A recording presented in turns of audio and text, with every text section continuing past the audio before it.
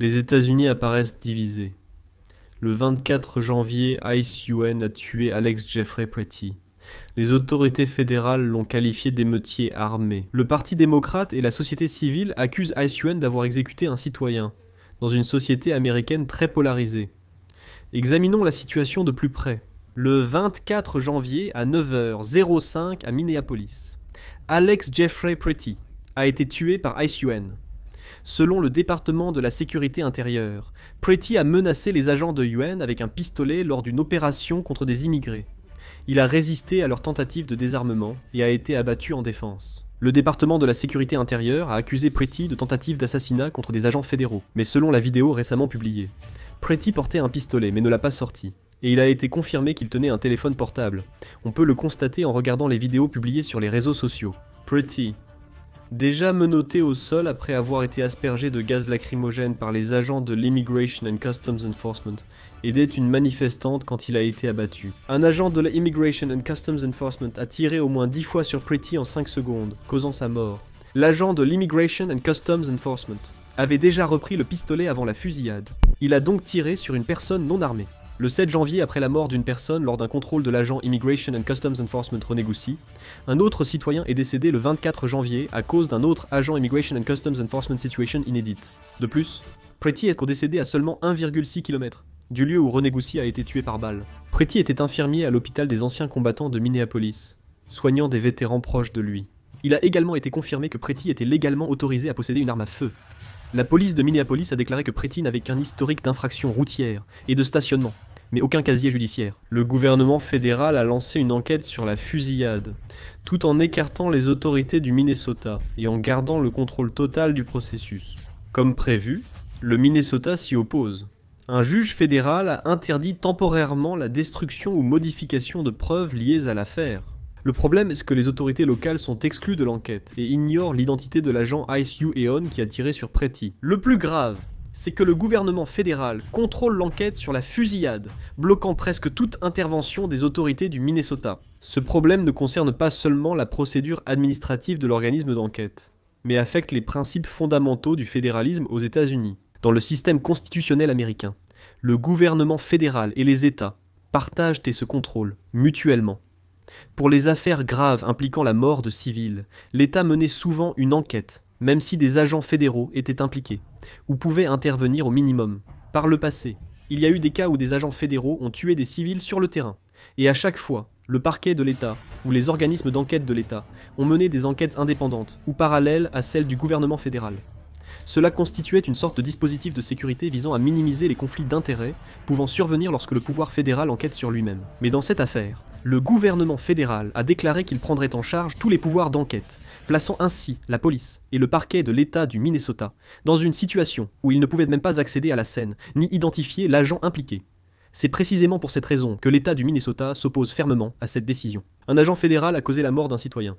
Mais si c'est une autre organisation du même gouvernement fédéral qui enquête et que c'est encore le gouvernement fédéral qui rend le jugement, il est inévitable que des questions se posent quant à l'équité et à la fiabilité du résultat. De plus, si ce précédent se consolide, il est possible qu'à l'avenir, quel que soit l'acte commis par un agent fédéral dans n'importe quel État, le gouvernement de cet État ne puisse rien faire. Cela agit dans le sens d'un affaiblissement des fondements du fédéralisme américain, où chaque État possède sa propre autorité judiciaire et sa responsabilité en matière de sécurité. Ainsi, on constate actuellement une grande division au sein de la société américaine. Dans l'État du Minnesota, ils ont exprimé leur intention de poursuivre l'administration Trump en justice. Tim Walz, le gouverneur du Minnesota, exige que les agents de l'Immigration and Customs Enforcement quittent immédiatement l'État du Minnesota. Trump a défendu la fusillade des agents de l'Immigration and Customs Enforcement, accusant les démocrates d'inciter à l'insurrection, et Tim Walz, gouverneur du Minnesota, de mentir. Il a de nouveau demandé le retrait des agents de l'Immigration and Customs Enforcement du Minnesota, accusés de semer confusion et violence. Ces conflits ont aussi bouleversé la classe politique américaine. Le Parti démocrate américain envisage un shutdown en refusant de soutenir le budget du département de la sécurité intérieure. Chuck Schumer, le chef de la majorité démocrate au Sénat, a déclaré que ce qui se passe au Minnesota est choquant, que cela ne peut être toléré dans aucune ville américaine, et que les mesures pour limiter les abus de pouvoir de l'Immigration and Customs Enforcement sont largement insuffisantes. Il a donc annoncé qu'il voterait contre le projet de budget. En 2025, 3 des 8 démocrates ayant coopéré avec les républicains ont aussi déclaré leur opposition au projet de budget lors de la crise de shutdown. Le paquet budgétaire nécessite 60 voix au Sénat. Les républicains ont 53 sièges et doivent de convaincre 7 démocrates, alors que l'opposition démocrate augmente. Un shutdown est donc très probable, le 31 janvier. On pourrait se demander si le budget n'a pas déjà été adopté en 2025.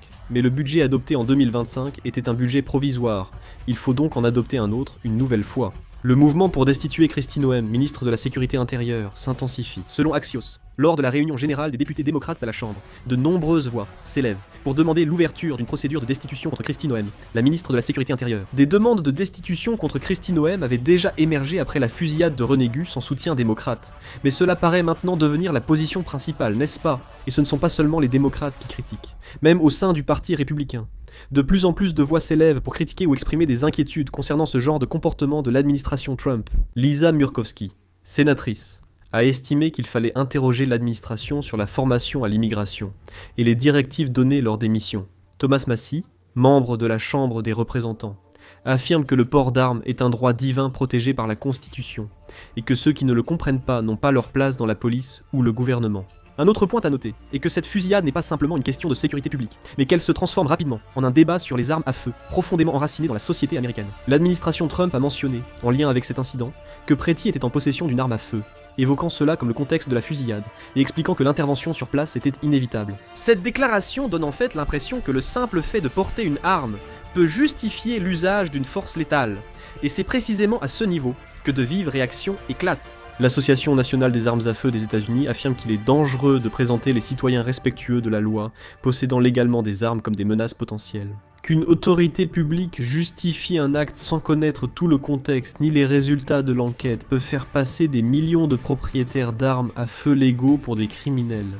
L'Association nationale des armes à feu des États-Unis a souligné que tout responsable public digne de ce nom ne devrait pas privilégier une interprétation politique ou tirer des conclusions hâtives, mais qu'il devrait avant tout adopter une attitude consistant à mener une enquête approfondie sur le processus de décision sur place, sur l'existence réelle d'une menace et sur l'absence éventuelle d'autres options. L'Association des propriétaires d'armes à feu des stars américaines, le caucus, a aussi rejoint la controverse.